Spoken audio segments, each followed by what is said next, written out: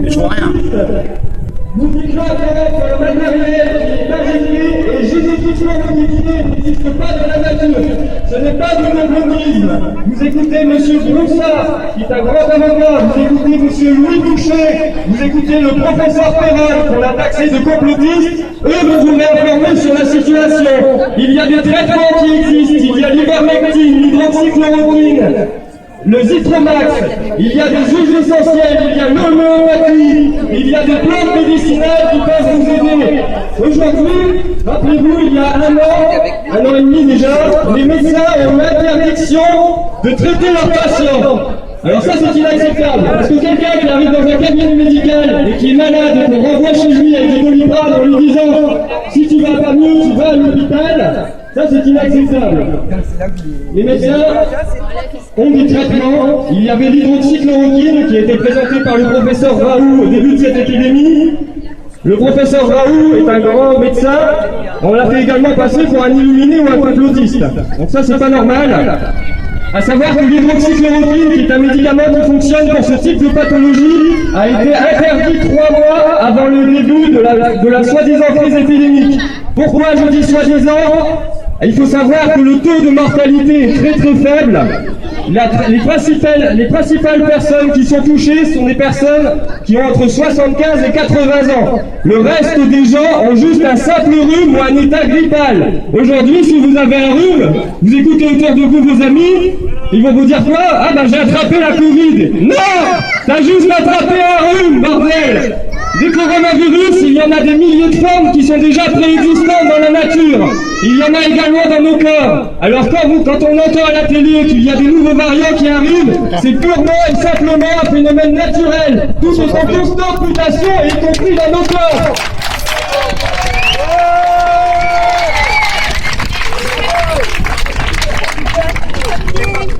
Je rappelle à tous les gens qui peuvent nous entendre aujourd'hui, nous ne sommes pas anti-vaccins, nous prenons juste la liberté de choix.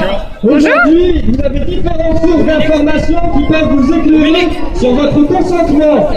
Aujourd'hui, nous sommes, pour la plupart d'entre nous, contre le fait d'obliger les gens à se faire vacciner.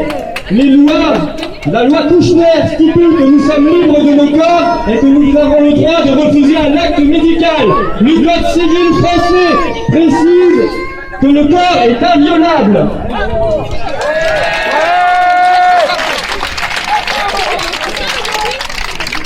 La mise en place du pass sanitaire est quelque chose qui avait déjà été planifié il y a déjà quelques années par l'Union européenne. Et la vaccination obligatoire également. Vous écoutez M. Philippe de Villiers qui a fait une vidéo sur Sud Radio qui explique tout ça. Ça a été décidé en 2016 au forum de Davos. La vaccination obligatoire et le pass sanitaire. Le pass sanitaire est également une atteinte totale à nos libertés. Pourquoi? Parce qu'à chaque endroit où vous allez aller, au restaurant, en vacances, dans un lieu public, dans un concert, peu importe, vous serez toujours obligé de présenter ce passeport sanitaire. Les gens sauront, le gouvernement saura exactement où vous vous situez en temps et en heure. Donc là, il s'agit d'un traçage de l'être humain grâce à la technologie du numérique et c'est inacceptable.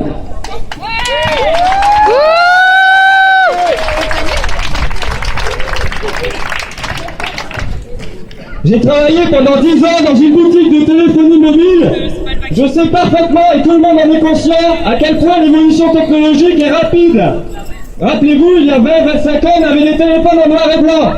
À l'époque, on disait, ah bah, un appareil photo, ça sera jamais remplacé par un téléphone portable. Bah, on rigole aujourd'hui quand on entend ça. Pourquoi je dis ça? Parce que l'évolution technologique va très très vite. Il faut savoir qu'actuellement, et déjà depuis de nombreuses années, ils sont en train de travailler sur la puce RFID. Donc c'est une puce sous-cutanée qui pourra recueillir toutes vos informations et Dieu sait ce qu'il pourrait faire encore avec cette technologie. Vous écoutez Monsieur Klaus Schwab. Monsieur Klaus Schwab, c'est un grand de l'Union européenne. Il dit dans une vidéo très clairement, notre objectif est de pousser toute la population en 2026. Ce n'est pas du complotisme.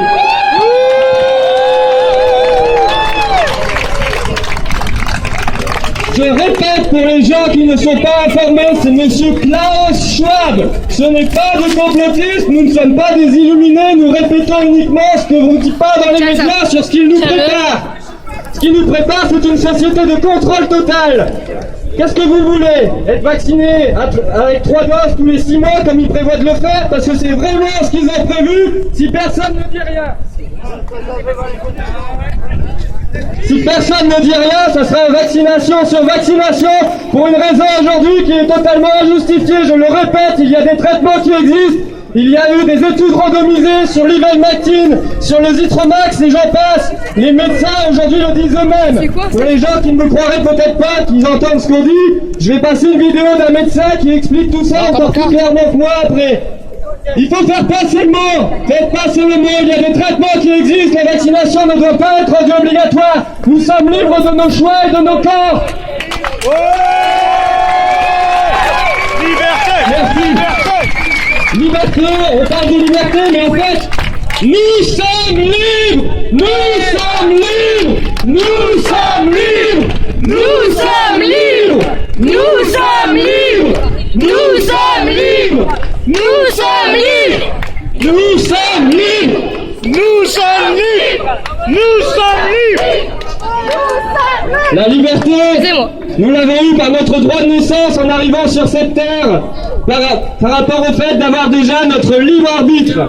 Aujourd'hui, notre libre arbitre, tout le monde peut le constater, est totalement aliéné par la parole et la pensée unique médiatique. Les médias racontent ce qu'ils veulent. J'ai encore discuté la semaine dernière avec une journaliste de France 3 qui m'a dit que les articles qu'il rédigeait étaient revendus et qu'ils pouvaient être modifiés par n'importe qui derrière. Donc en gros, on peut être interviewé et raconter des vérités, ils raconteront n'importe quoi derrière. C'est important de s'en rendre compte. Tout à l'heure, je me permets de revenir là-dessus, je parlais de plus RFID, vous regardez, ce n'est pas du complotisme. Au Kenya, en 2018, c'est passé sur le journal Le Monde. Le Kenya est un pays test pour un passeport vaccinal sous-cutané.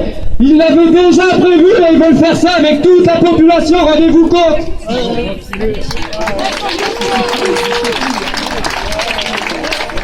Vous écoutez monsieur Jacques Attali. Monsieur Jacques Attali, c'est un monsieur qui est de Polytechnique, qui est pote avec Emmanuel Macron. Ce monsieur dit clairement, dans une de ses précédentes vidéos, qu'ils réfléchissent à modifier génétiquement l'être humain. Ils ont commencé par les plantes, ils ont continué avec les animaux, et maintenant on est considéré comme du bétail. Le code génétique dans ce vaccin, qui n'en est pas un, c'est une injection expérimentale, n'existe pas dans la nature.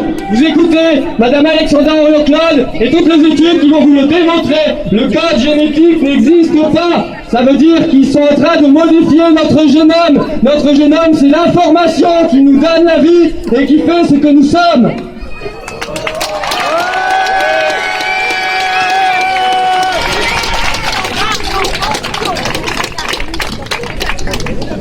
Quand vous écoutez les médias, tout le monde peut le constater, ils cherchent à diviser la population, vax, anti-vax, complotistes, rassuristes, tout ça c'est de la connerie pour semer le trouble dans vos esprits.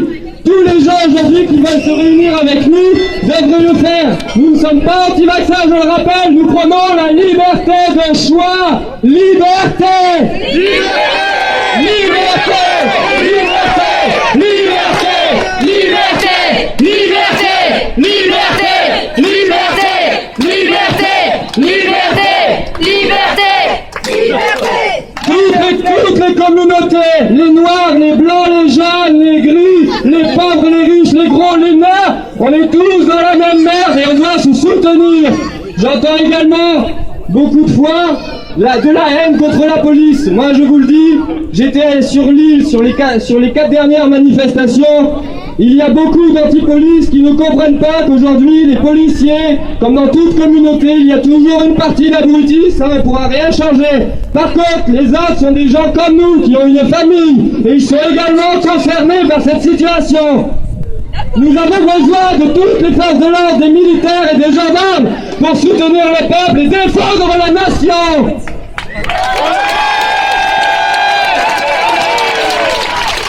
La police avec nous!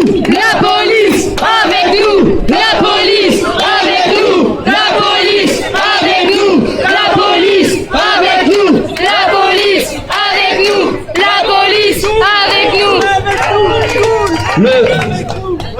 l'injection expérimentale a fait officiellement, alors je dis toujours officiellement, vous allez sur le site de l'agence de l'ANSM qui répertorie les effets secondaires et les mortalités suite à cette injection.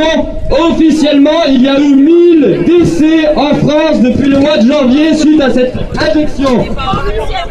Officiellement, les chiffres sont faux, c'est comme quand ils disent qu'on est 150 000 partout en France à manifester. 150 000, c'était rien que sur Paris. On est des millions. Dans plus de 200 villes aujourd'hui, les gens se réunissent pour se mobiliser et défendre leur liberté, leurs droits individuels.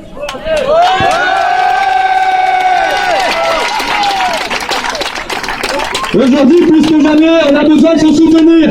Parce que les gens qui viennent en face de nous ne sont pas nos ennemis, ce sont nos adversaires. Ces gens ont un plan, je le rappelle, vous les écoutez, ils le disent clairement, ils veulent faire le bussage de la population. Et le passeport sanitaire est un prémisse à ceci pour répertorier informatiquement et numériquement tous les êtres humains et ainsi pouvoir les tracer où ils iront. Macron il a dit, la bête arrive. C'est vrai, il l'a dit. Alors qu'allons-nous faire? Est-ce qu'on se laisse faire ou est-ce qu'on appelle tout le monde? Samedi prochain, je veux qu'il y ait 4 fois plus de monde sur Arras. Il faut mobiliser vos amis, les jeunes. Passez le message sur les réseaux sociaux. Aujourd'hui, nous avons une arme. Je demande à tous de sortir le téléphone portable. Si vous avez un téléphone portable, sortez-le. C'est notre télévision et c'est grâce à ça qu'on peut montrer ce qu'on fait. Faites des lives sur Facebook, c'est très très important. Bombardez les réseaux sociaux, car les algorithmes brident toute l'information. Aujourd'hui, beaucoup de gens pensent que tout le monde est informé. Ce n'est pas vrai. Quand vous discutez avec les gens ne connaissent même pas qu'il y a des médias qui reproduisent la parole officielle. Donc il faut à tout prix bombarder les réseaux sociaux.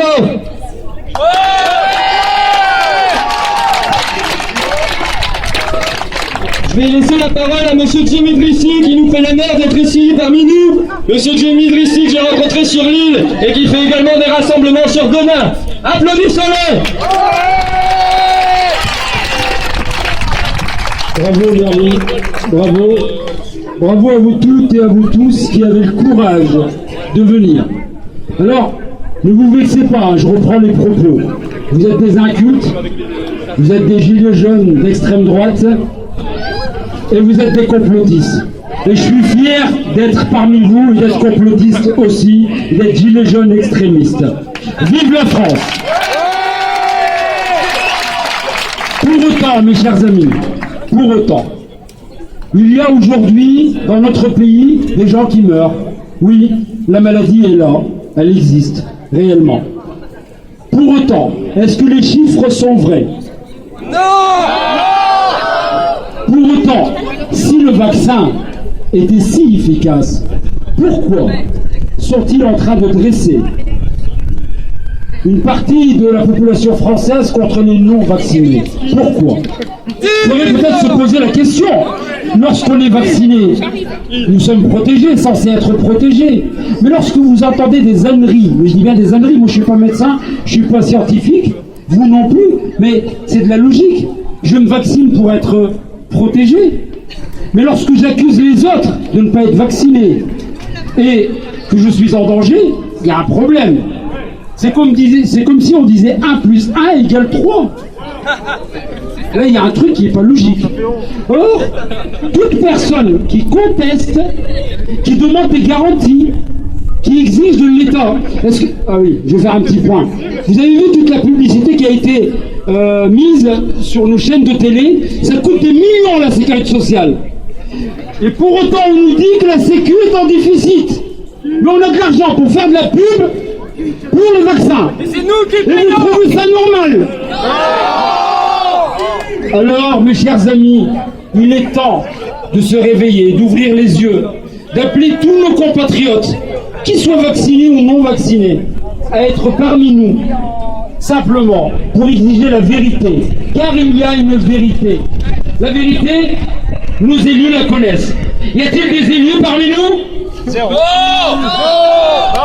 Pourtant, il y a quelques mois de cela, ils étaient là à vous courtiser, à vous draguer pour que vous alliez, voter pour elle ou pour lui. Et aujourd'hui, ils ne sont pas là. Comment se fait-il? Mais je vais vous dire pourquoi. Simplement, ils attendent la température. S'ils voient que le vent tourne à l'ouest, ben ils iront à l'ouest. Je l'ai invité, moi, monsieur le Turc. On ne déforme pas mes propos, je voudrais pas qu'on dise il est là en train de nous dresser contre nos élus. Non, loin de là. Simplement, nous les avons élus pour qu'ils nous représentent. Normalement, c'est eux qui devraient être là. Normalement, c'est eux qui devraient être à l'Assemblée nationale. Qui devraient dire nous ne voulons pas de cela. 156 voix pour, 60 contre.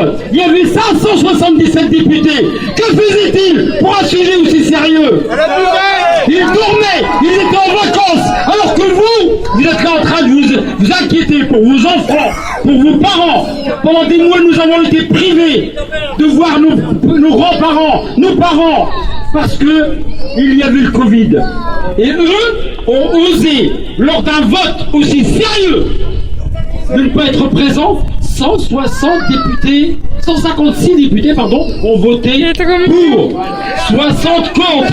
Quelle belle démocratie, mes chers amis. Belle démocratie, on les applaudit. On les applaudit, non mais applaudissez. Ils sont payés grassement. Avec les impôts de tous les citoyens vivant en France, monsieur. Avec tous nos impôts, ils sont payés. Eh bien, mes chers compatriotes, moi je voudrais vous demander une chose, avec fierté et honneur. Mettez la main sur le cœur et nous allons entonner ensemble la Marseillaise. S'il vous plaît, faites-le pour la France, faites-le pour la liberté. Merci. Ouais, frère. Alors, enfants, De la patrie, jour le devoir est arrivé. Contre nous la tyrannie, allez-y. les standards sanglants élevés. J'ai pas une bonne voix. Debout.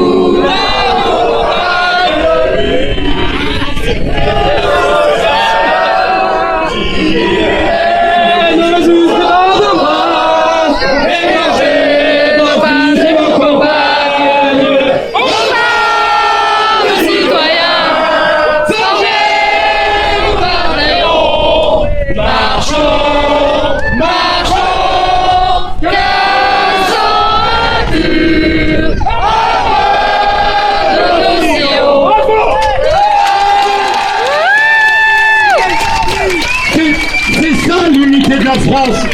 Que l'on soit croyant, non croyant, que l'on soit blanc ou noir, on a essayé de nous dresser les uns contre les autres.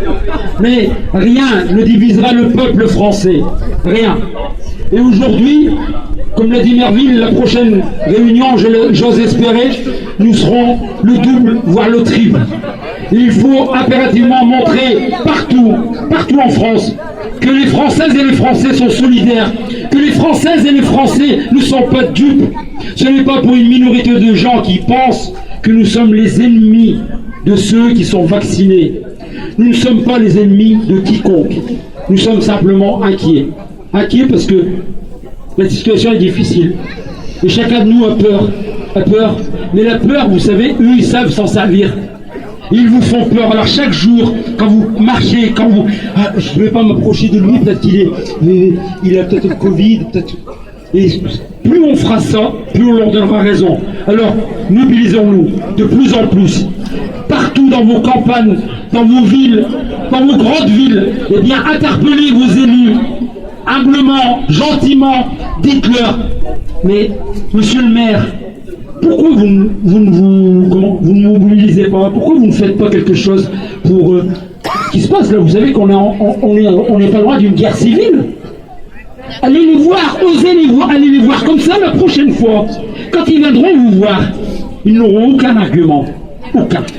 Et puis pour les prochaines élections, mes chers amis, osez vous présenter en tant que citoyen. La politique n'appartient pas qu'aux élus ou aux partis politiques. Elle appartient à tous les citoyens français. À tous les citoyens. On n'a pas besoin d'être de droite ou de gauche. Qu'est-ce qu'on veut? On veut c'est vivre. On veut c'est donner à manger à nos enfants. On veut leur donner un avenir. La preuve d'arpète. Alors, pour terminer, mes chers amis, vive la France, vive la liberté, et merci à vous les organisateurs d'avoir mis ça en place. Merci, merci Aurélien.